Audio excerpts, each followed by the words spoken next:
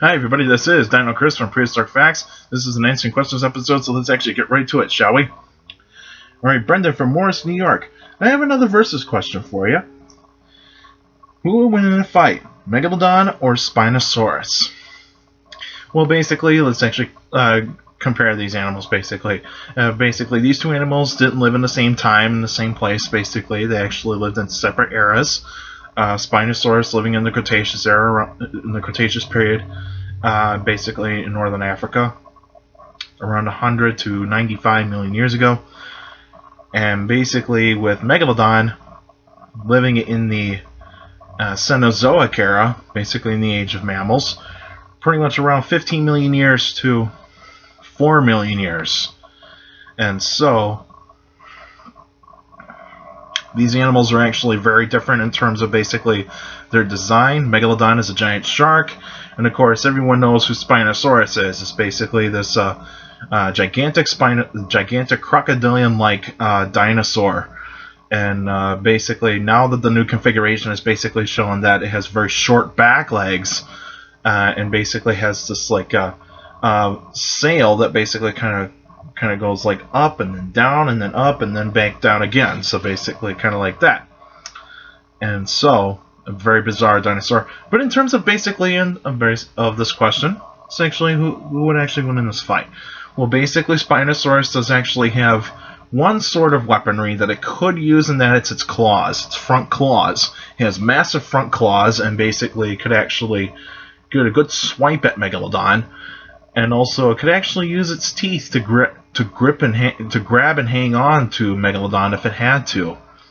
And of course, Megalodon, being a shark, actually has very powerful jaws, and basically, both animals actually have the same swimming styles. They basically would be swimming in a side-to-side motion, basically, mostly. Spinosaurus can almost do like a doggy paddle type of thing, and also use its tail like a crocodile to actually do a little bit of swimming as well.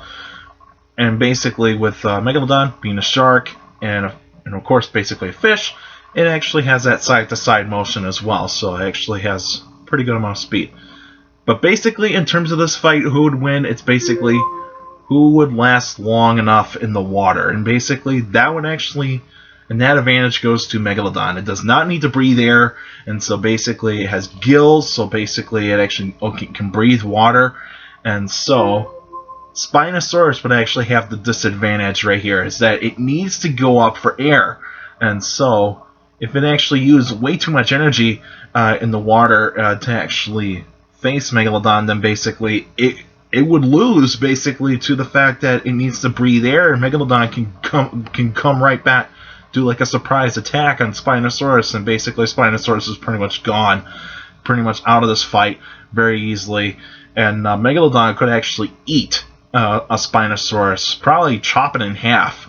Even though some Spinosaurus specimens can actually be the same length as Megalodon, but even though a 60-foot Megalodon would actually beat a Spinosaurus very easily. And basically, Megalodon's got the strongest bite force out of any animal that actually lived on Earth.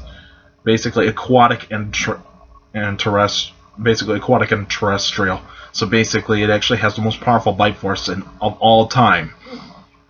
Basically, going up to 50,000 pounds per square inch, which is unbelievable. And so basically, could chop Spinosaurus in half. So that would actually be the victor right there, Megalodon. But even though if it was happening in fresher water, where it would be more towards like Spinosaurus's home field advantage, then basically Spinosaurus would actually win. This because basically Megalodon can't breathe in fresh water, and basically Megalodon's just too big to fit in fresh water. And so but that could actually be a key there. But basically, if it was in the oceans, basically Megalodon would actually win. And I just think Megalodon is just too powerful and just better adapt in the water than Spinosaurus would be. I mean, Spinosaurus is actually considered to be one of the first swimming dinosaurs, but even though most dinosaurs can swim, it's just that it's designed to actually be more of a swimmer. But even though, like all vertebrates that actually breathe air and that basically have lungs, it needs to breathe air. So basically that actually would be the disadvantage for Spinosaurus. facing against Megalodon. Basically, Megalodon, clear winner. Alright, next. Patrick from Ohio, if I remember correctly.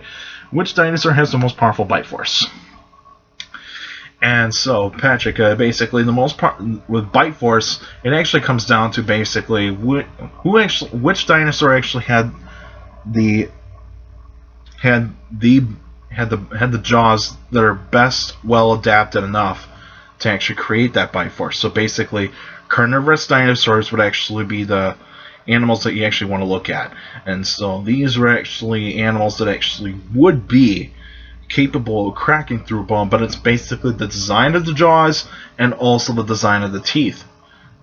Basically, dinosaurs that have very narrow jaws and also very thin blade-like teeth would not have very strong bite forces. So basically, those kinds of dinosaurs are out. You have to look at dinosaurs that actually have very broad looking jaws and also broad teeth, and basically the group of carnivorous dinosaurs that actually would belong in this category are tyrannosaurs. And basically the tyrannosaur that actually has the most powerful bite force is this guy, Tyrannosaurus Rex. And of course, as you can see here, Tyrannosaurus Rex has got very broad jaws, basically very broad and muscular type of jaws. Even though you can't tell even though with the skull, you can actually go like say, how do you tell it actually has that this animal has a very powerful bite? Well, one is that if you look at how the shape of the skull is, if you look at the back of the skull, it's expanded, and basically here's a better view of basically from the top view, you can see the skull back here is expanded. And basically, with an expansion in the back of the skull, that means you have very powerful muscles that would be attaching to the jaws. And there's powerful jaw muscle attachments basically inside the jaws. And basically, you can see jaw muscles that would be attached to here, going all the way up into the skull. And also, you would actually have muscles that are actually right over here that would actually be attached to the skull as well. And so basically, Tyrannosaurus Rex has got very, very large jaw muscles. And also, the teeth are very broad. They're very broad and blunt. So basically, that means Tyrannosaurus Rex has the ability to basically pierce through flesh and crush bone. This is an animal that's designed to pierce through armored dinosaurs, basically. Dinosaurs that are thick-muscled and thick-skinned, thick-muscled, and also have body armor. So basically, this animal is actually pretty much designed to actually tackle animals like Triceratops and even Edmontosaurus. Ankylosaurus it could, but even though if it actually hit any of the bone scutes, because basically Ankylosaurus is a very well-armored dinosaur in its time. So basically, Tyrannosaurus Rex would probably break a few teeth if it actually tried to actually bite through the skull. But even though it could actually go after some of the softer parts of an Ankylosaurus, like the legs and maybe the underbelly, but basically it would actually have to flip the animal over in order to do that. But anywho, basically like this, Tyrannosaurus Rex, very powerful jaws, compared to other carnivorous dinosaurs, like say Giganotosaurus. It does not have very powerful bite forces because the jaws are very long and narrow, and basically the teeth are not designed to crush through bone. Giganotosaurus is actually designed to slice through meat.